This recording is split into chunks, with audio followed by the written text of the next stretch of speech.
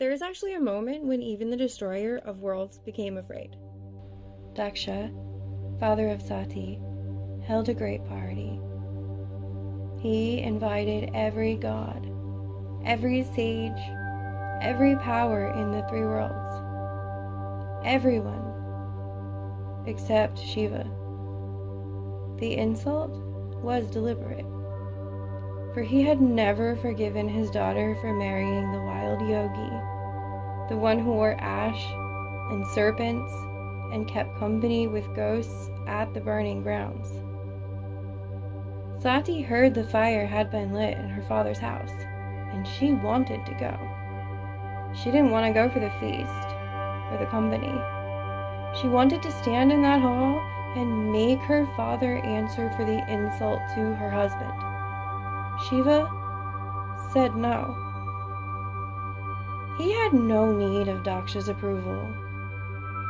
But something in Sati, something far larger than wife, larger than daughter, larger than the shape that she had been wearing, rose up.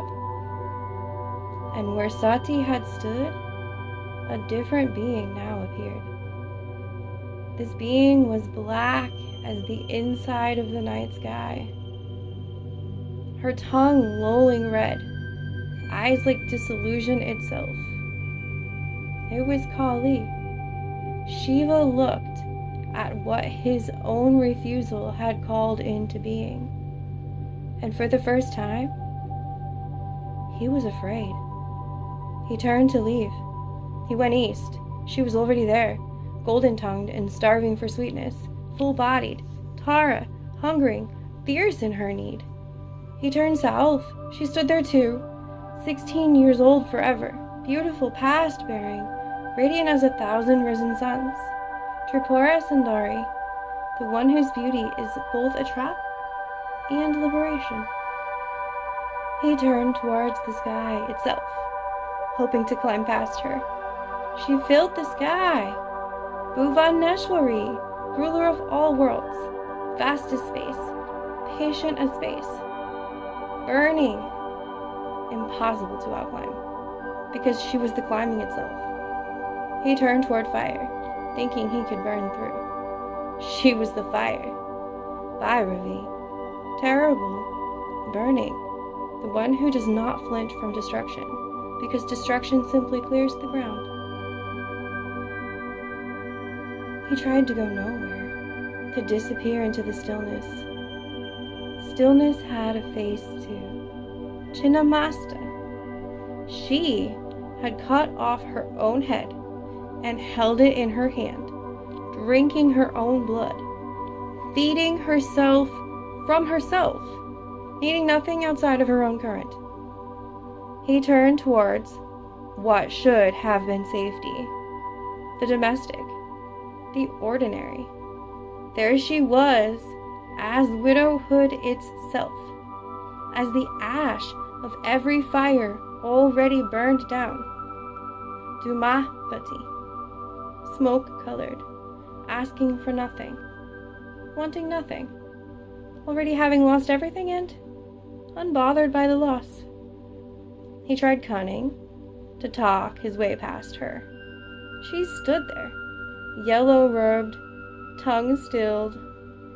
Bagalamukhi, the power that paralyzes speech itself.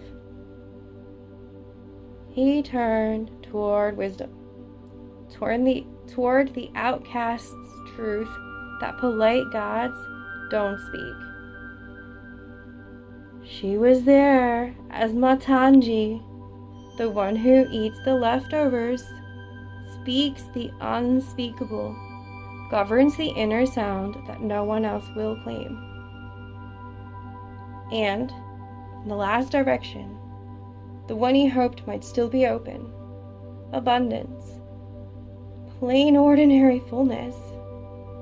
Well, she was there too, seated on the lotus, golden, generous, Kamala, prosperity itself.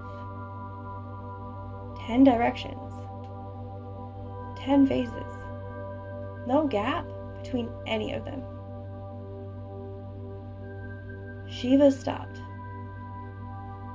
There was nowhere left to turn that was not already her. He understood what his refusal had actually been refusing. Not a request to attend a party, but the truth that she had never been smaller than this. He bowed, not in defeat, in recognition. He wasn't surrendering to an external force. He was ending the exhausting labor of self-denial. Kali did not become 10 different goddesses that day. She unfolded. Every direction has already been her. The running, it was only Shiva discovering the shape of what he couldn't leave. And you and I, we've been told no. Not by Daksha. Not by a god. A world that found us easier to manage when we were smaller. And some part rose up as well. It wore a face you didn't recognize in the mirror. It got called too much. You've also run into work, into silence, into the next thing, into anywhere but here. And what you ran from, it wasn't gone. It was waiting in every direction you tried, not to punish you, because it had nowhere else to be once you cast it out of yourself. There's no 11th exit, because you never needed to escape. The space you were fleeing is actually the only place where you are fully and terrifyingly yourself. The hunger, the vastness, the burning ground, the self-sufficiency, the grief, the silence, the unspeakable, the abundance. None of it has ever been something that you needed to go acquire. It's already standing inside of you. It's in every doorway you tried, waiting for you to stop running long enough to be recognized. Just stop. Stop where Shiva stopped. Not at all in defeat. Stop in recognition. Go ahead and bow. Don't bow to something outside of you. Bow to what has never been separate from you to begin with. To the version of you that has been waiting for this moment to remember that it exists. This has been the hidden birth story of Kali and the 10 Mahavidyas. Which face resonates with you the most right now? Let me know in the comments. And if this story moved you, like, share, and subscribe for more living mythology.